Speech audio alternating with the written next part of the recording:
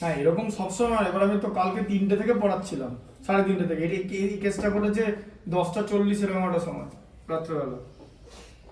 আর এই মাঝে আমি মানে কিছু সেরকম খাইনি, একবার দুবার চা খেয়েছি। যে কাণ্ডটা দোকানে করছে যা বেটাতে মিলছে না। এবার 75 তো হতে পারে না, 80 থেকে 38 বার দিলে তো 75 হবে না। আমার তো মাথায় তারপরে যাচ্ছে এইখানে ভুল হয়েছে।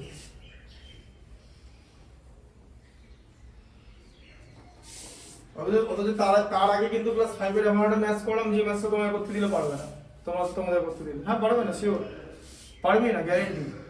হ্যাঁ ক্লাস 5 এরই ম্যাথস বলছে। একটা ম্যাথস আছে ক্লাস 5 এর, ধরো ক্লাস 5 লেভেলের ম্যাথসটা কি, যে একটা নাম্বার আছে, একটা নাম্বার, একটা সংখ্যা। সেই সংখ্যাটাকে আমি প্রথমে 3 দিয়ে ডিভাইড করেছি, ঠিক আছে, দিয়ে রিমাইন্ডার পেয়েছি হচ্ছে 2, ঠিক আছে, বুঝতে পারলে? যে 5 দিয়ে ডিভাইড করেছি, রিমাইন্ডার পেয়েছি 4, আবার 7 দিয়ে ডিভাইড করেছি, রিমাইন্ডার পেয়েছি 4, মানে ভাগশেষ। বোঝা গেল? হ্যাঁ, যে একটা সংখ্যাকে 3 দিয়ে ভাগ করে 2 ভাগশেষ পাওয়া গেল, 5 দিয়ে ভাগ করে 4 ভাগশেষ পাওয়া গেল, 7 দিয়ে ভাগ করে পরপর ভাগ করে, ঠিক আছে, বুঝতে পারলে? 4 ভাগশেষ পাওয়া গেল। তাহলে ওই সংখ্যাটাকে 105 দিয়ে যদি ভাগ করি, ঠিক আছে, 105 দিয়ে, তাহলে কি রিমাইন্ডার পাওয়া, মানে কি ভাগশেষ পাবো, ঠিক আছে? এটা ক্লাস 5 এরই অঙ্ক। বলো এবার তুমি করতে পারবে কিনা, দেখো কিরকম করে করবে। অঙ্কটা শুনলে তো, ও লিখে দিচ্ছে এখানে। এগুলো হচ্ছে ডিভিজার, এগুলো হচ্ছে ডিভিজার, আর এগুলো হচ্ছে রিমাইন্ডার, এই যে, ঠিক আছে। হ্যাঁ, আবার এখানে বড় ডিভিজারটা হচ্ছে এটা, তাহলে রিমাইন্ডারটা কি হবে, সংখ্যাটাই বা কি হবে, ডিভিডেন্ডটাই বা কি হবে।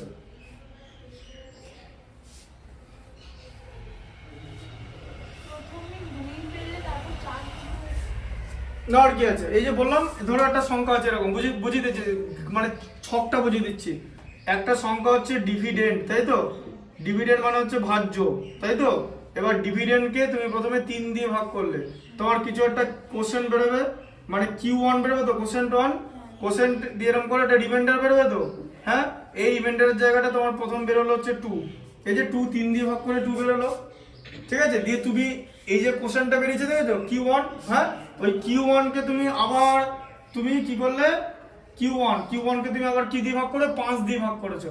5 দিয়ে ভাগ করে আবার একটা কোশ্চেন হলো তো Q2, আর তার সঙ্গে ভাগশেষ মানে রিমাইন্ডার, সেই রিমাইন্ডারে বেরিয়েছে হচ্ছে 4, ঠিক আছে। দিয়ে তুমি আবার Q2 কে ভাগ করেছো, Q2 কে কি দিয়ে ভাগ করেছো বলো, 7 দিয়ে। দিয়ে আবার আরেকটা কোশ্চেন মানে ভাগফল বেরিয়েছে তো, দিয়ে এখানে একটা রিমাইন্ডার বের করে কত, সেটাও রিমাইন্ডারটা বেরিয়েছে 4।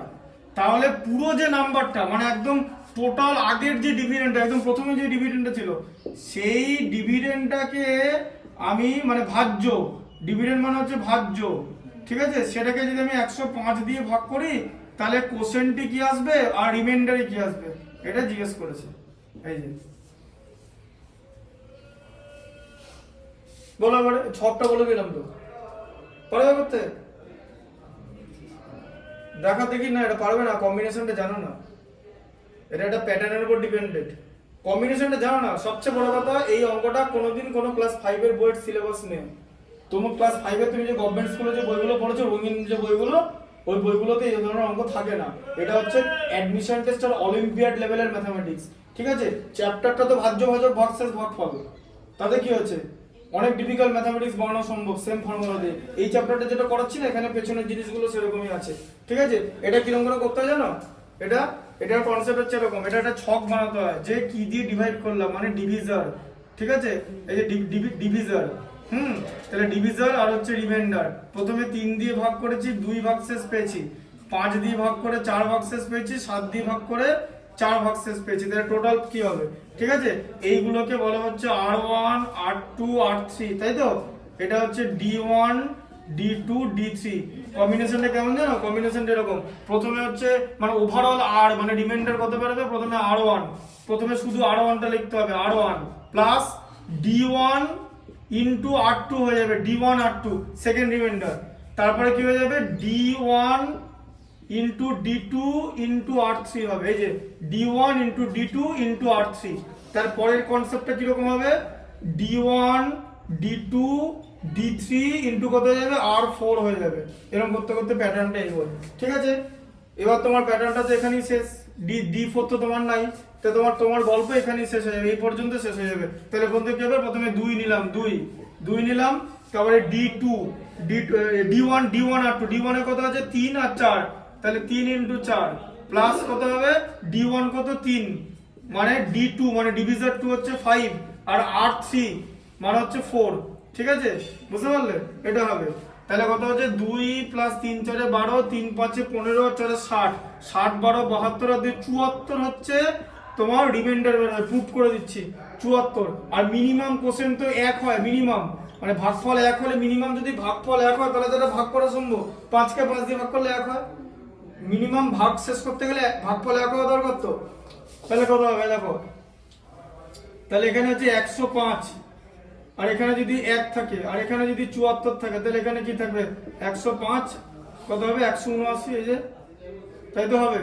কি করে পেলাম? ওই ভাজ্য ডিভিডেন্ড কি করে পাবো, মনে আছে ছোটবেলায় পড়েছিলে, ঠিক আছে, ভাজক গণিতক ভাগফল যুক্ত ভাগশেষ, মনে আছে পড়েছিলে?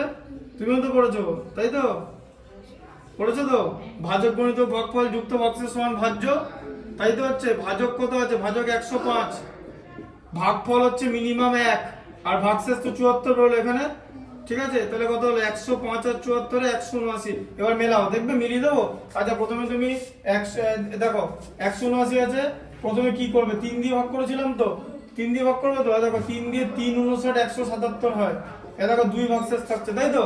তারপর বলেছিলাম 59টাকে ভাগ করবো তো, এই যে এই তারপরে Q1টাকে ভাগ করেছি, এবার 59কে 5 দিয়ে ভাগ করো, 59কে 5 দিয়ে ভাগ করো, 5 11 55, ঠিক আছে, 4 59, দেখেছো 4 ভাগশেষ থাকে, মিলছে।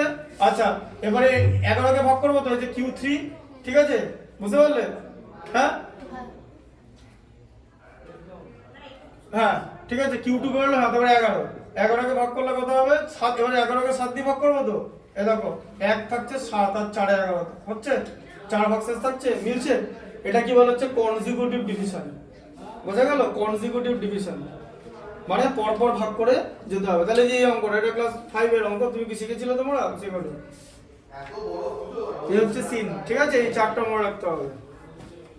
এটা মানে এটা ছাড়া কোনোদিন করতেই পারবে না, কোনোদিন সম্ভব না, করতে পারবে না, নাহলে মিলবেই না। এবার এটা এখন বলে যে 4টা কখন পসিবল, এই 3 5 আর 7 কে গুণ করলে 105 হয়, তবেই পসিবল হবে। 3 5 15 আর 7 15 105, 3 5 7 তিনটেই মৌলিক সংখ্যা, যৌগিক সংখ্যা হতে পারে, কিন্তু যেন লসাগু যেন গুণফল হয় আর গসাগু 1 হয়, তবে এটা সম্ভব। 3 5 আর 7 এর এলসিএম মানে লসাগু হচ্ছে এটা আর গসাগু হচ্ছে 1, জানো তো, তবে এটা 4টা তবেই সম্ভব। মাঝে মানে অন্য কিছু 1 ছাড়া অন্য গসাগু হয়ে গেলে হবে না, ঠিক আছে, এরকম ভাবে জিনিসটা করতে হবে, 1 ছাড়া হবে না। আর এখানে কেন যেন 3-এর যেন কোনো মাল্টিপল মানে গুণিতক না থাকে, এখানে 6 হয়ে গেলে হবে না, ঠিক আছে, 3 5 আর 6 হয়ে গেলে হবে না, তখন মুশকিল হয়ে যাবে, কারণ 3 5 আর 6 এর লসাগু তো 42 হয়ে যাবে, 3 এর আর লসাগু 6 এর সাথে 42 হয়ে যাবে, তাহলে তো হবে না, বুঝতে পারলে? 7 এর জায়গায় 6 হয়ে গেলে মুশকিল হয়ে যাবে, ঠিক আছে, 6 5 তখন 30 হয়ে যাবে না সব, 3 5 আর 6 কে গুণ করলে তো 30 হয় না, গুণ করে যেটা হবে সেরকম করে কম্বিনেশনটা মেলাতে হবে। আচ্ছা নাম্বার 2 এরটা বলো, নাম্বার 2 এ কি দেওয়া আছে, কে এর কোন মানগুলোর জন্য দ্বিঘাত সমীকরণে বাস্তব ও সমান বীজ থাকবে।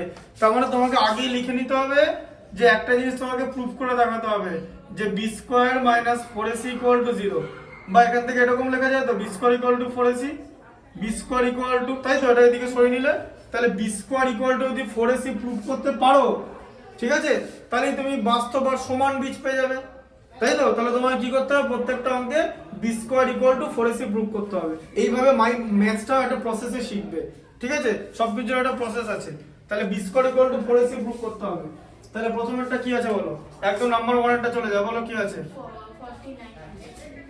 49x², তাই তো, এই দেখো 49 মানে 49x² প্লাস kx প্লাস 1 = 0 আছে, তাই তো।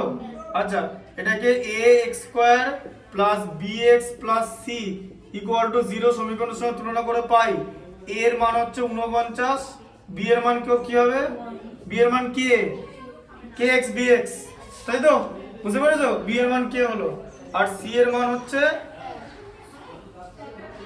মান হলো 1, ঠিক আছে।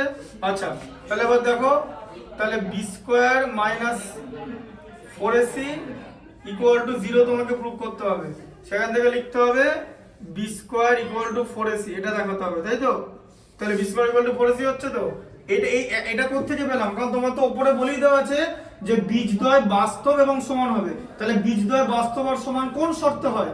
যখন B square equal two 4ac হয়, সেখানে আমার মান বসাতে হবে, তবেই কে এর মানটা পেয়ে যাবে। তাহলে দেখো কে স্কোয়ার 4 এ কত 49 আর এটা 1, ঠিক আছে? আচ্ছা, তাহলে কে স্কোয়ার কত হলো? 196 হলো, ঠিক আছে? এটা এরকম করে করতে পারো, এটা এভাবে করতে পারো, দুটো 2 আর এখানে দুটো 7, এরকম করতে পারো, ঠিক আছে? দিয়ে এখানে কে ইকুয়াল টু যেরকম 196 হয় তো, আবার রুট ওভার 196 তো, এ তো টোটালটা যদি রুট করে দিই এখানে, ঠিক আছে? বুঝতে পারলে? তাহলে একটা 2 আর একটা 7 বেরিয়ে আসবে তো, এখানেও এটা রুট করলে 14ই হয়, এখানেও হয়, একই প্রসেস। এখানে ওই যেটা তোমাদের দেখাচ্ছিলাম যে উৎপাদকে বিশ্লেষণ করার সময় দুদিকে যদি বড় জিনিস থাকে দুটোকে আলাদা করে করব। এখানে এটা কেন করলাম? 4 পূর্ণবর্গ, 4 পূর্ণবর্গ সংখ্যা তো, 4 মানে 2 স্কয়ার, আর 49 পূর্ণবর্গ সংখ্যা, 49 7 স্কয়ার, তাহলে দুটো 49 আছে মানে দুটো 7 আছে, 4 আছে মানে দুটো 2 আছে। রুট করলে কি হবে? একটা করে বেরোবে, জানো তো? একটা 2 একটা 7 বেরিয়ে গেল। এটা করার আর দরকার নেই, গুণ করে আবার তো সেই একই করতে হচ্ছে, দরকার নেই। এটা স্মার্ট প্রসেস। তাহলে কে এর মান কত হলো? প্লাস মাইনাস 14 হবে, প্লাস মাইনাস বসবে, হ্যাঁ, কারণ দুটো মান হবে কে এর, কারণ এখানে কে স্কয়ার আছে, ঠিক আছে?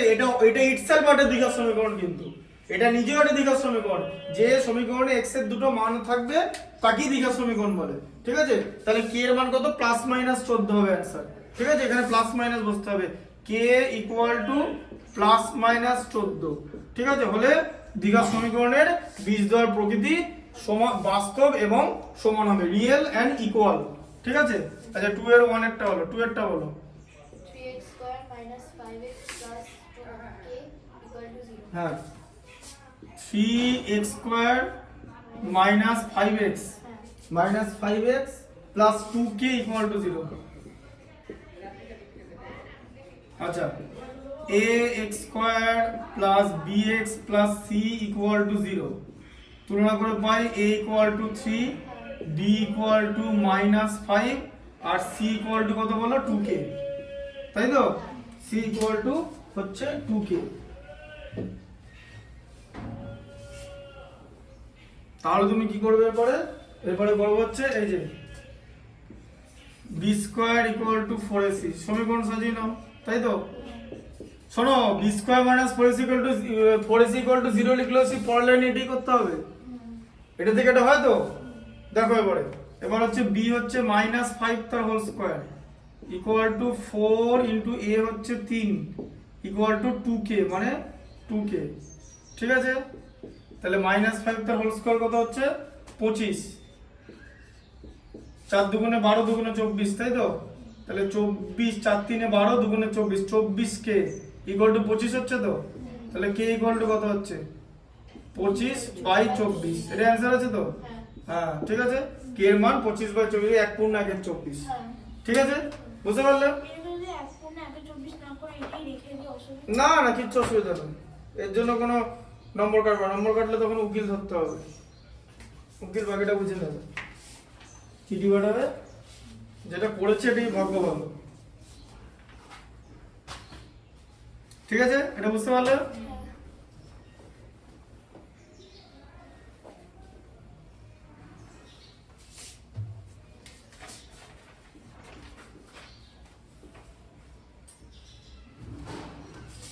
আচ্ছা, তারপরে হচ্ছে 3 এরটা বলো।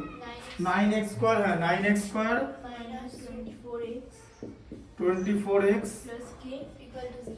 Plus k equal to 0। Maths করার সময় অলওয়েজ সাবধান, যে কোনো সময় ভুল হতে পারে, যে কোনো সময় যে কোনো লোকের, এটা আইনস্টাইনও যে কোনো লোক ভুল করতে পারে, অল অ্যাবাউট কনসেন্ট্রেশন, ঠিক আছে? a equal to 9, b equal to minus 24 আর c ইকুয়াল টু হচ্ছে k, ঠিক আছে? তাহলে এখানে কি হবে? b square equal to 4ac, ঠিক আছে? তাহলে b হচ্ছে মাইনাস 24 তার হোল স্কয়ার, তাই তো? 4 ইন্টু 9 ইন্টু কত? k, তাই তো? আচ্ছা, তাহলে কত হচ্ছে? 24 কত হচ্ছে বলো? 24 স্কোয়ার 576, 4 9 কত? আচ্ছা এরকম করে করবে না তো, 4 ইন্টু 9k, ঠিক আছে? আচ্ছা এবার এই 4টা এর সঙ্গে কেটে দাও, ঠিক আছে? বুঝতে পারলে? এটা 144 হয় 4 কাটলে, 144 ইকুয়াল টু 9k, তাই তো? তাহলে k ইকুয়াল টু কত হবে বলো? 144/9 হয়ে যাবে তো? এই 9টা এখানে চলে যাবে তো, ডিভাইড হয়ে কত হবে? 9 16, বোঝা গেল? এভাবে ধাপে ধাপে করবে। তুমি যদি এখন বলো যে 4 9 36 করা যাবে না, হ্যাঁ 36k ইকুয়াল টু 576 সেটাও করতে পারো, তাহলেও তো সেই ডিভাইডই তো করতে হবে, হ্যাঁ একই ব্যাপার, ঠিক আছে? এবার আবার ছোট কাটাকুটি করলে সেই 16ই বেরোবে, 36 10 360, 6 36 216, যোগ করলে 576, ঠিক আছে? k ইকুয়াল টু হবে হচ্ছে 16, ঠিক আছে? আচ্ছা 3 পর্যন্ত আজকে থাকো, দাগ দিয়ে রাখো।